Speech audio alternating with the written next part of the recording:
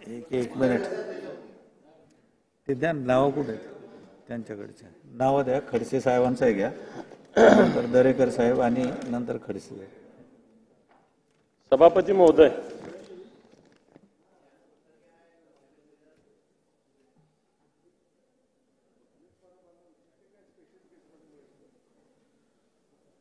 (259) आणि 260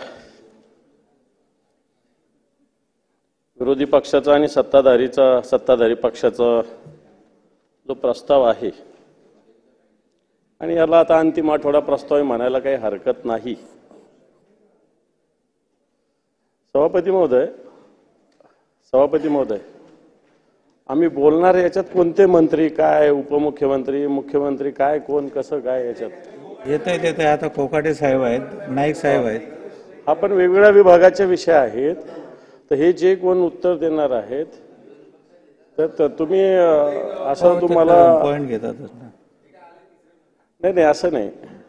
सभापती महोदय, खरं तर मुख्यमंत्री किंवा दोन्ही उपमुख्यमंत्र्यांपैकी एक जणांना आपण बोलवलं पाहिजे याच्यात, कारण हे सगळ्यात महत्वाचं आमचं विरोधी पक्षाचं डिव्हाइस आहे, आणि त्याच्यामुळे मुख्यमंत्री किंवा दोन्ही उपमुख्यमंत्र्यांपैकी एक जण कोणतरी असलं पाहिजे. आता या मंत्र्यांकडे कोणाकडे काही खातच नाही, ते काय करणार? प्रवीण भाऊ, बरोबर चूक आहे.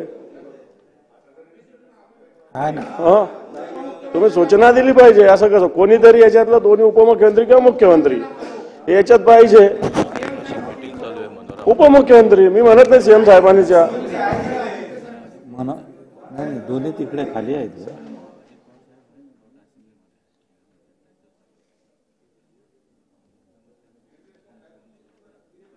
नाही तसं तुम्ही सुरू तर ठेवा. नाही येत आपण निरोप पाठवलाय. असं नाही, तुम्ही आता ज्या अर्थी तुम्ही मला इथून सचिवामार्फत 2दा-3दा बोलवून आलो, याचा अर्थ तुम्ही उपमुख्यमंत्री किंवा मुख्यमंत्र्यांना बोलवायला पाहिजे होतं ना. इथं तुम्ही फक्त मलाच बोलवून पाठवलं, तुम्ही मुख्यमंत्री किंवा उपमुख्यमंत्री निरोप पाठवलाय. दानवे साहेब, निरोप गेलेला आहे.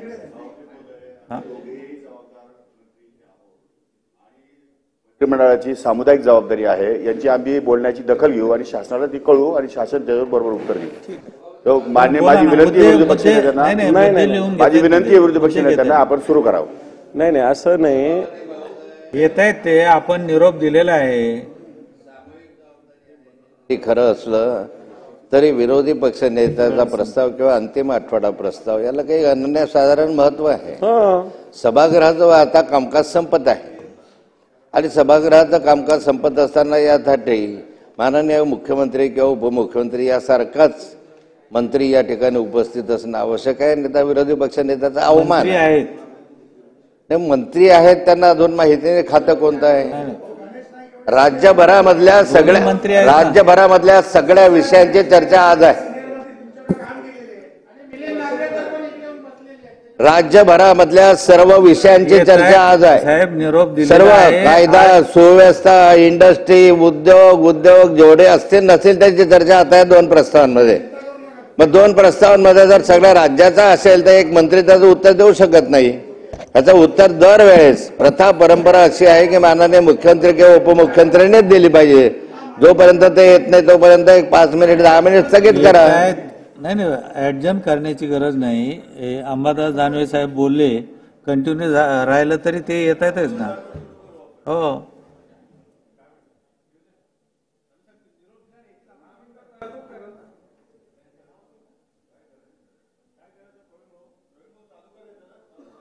चालू करा.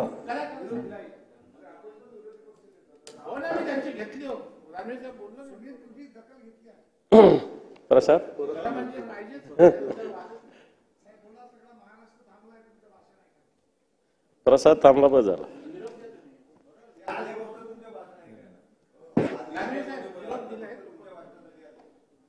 सभापती महोदय, विरोधी पक्षाचा हा प्रस्ताव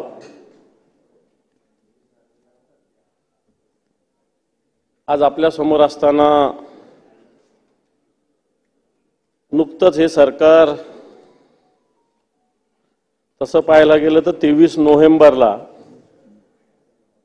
आणि तसं पाहायला गेलं तर 5 डिसेंबरला अजूनही शपथविधी होऊन या सरकारला आपल्या मंत्र्यांना खाते देता आलेले नाही. 5 दिवसापासून वेगवेगळ्या विषयावर कायदा सुव्यवस्था असेल, शेतकऱ्यांचे प्रश्न असतील, आता काय करू, आरोग्य व्यवस्थेचा प्रश्न असेल, झाले ना त्यानंतर प्रवीण दरेकरांना घेऊ, या सगळ्या विषयामध्ये खडसे साहेबांना घेऊ. विरोधी पक्ष म्हणून आम्ही सातत्यानं भूमिका मांडतोय.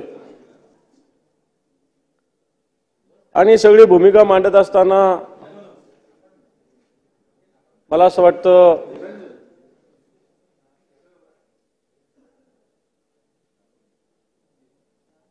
राज्याची परिस्थिती, सकाळी कोणीतरी सांगितलं की हे राज्य आता थांबणार नाही,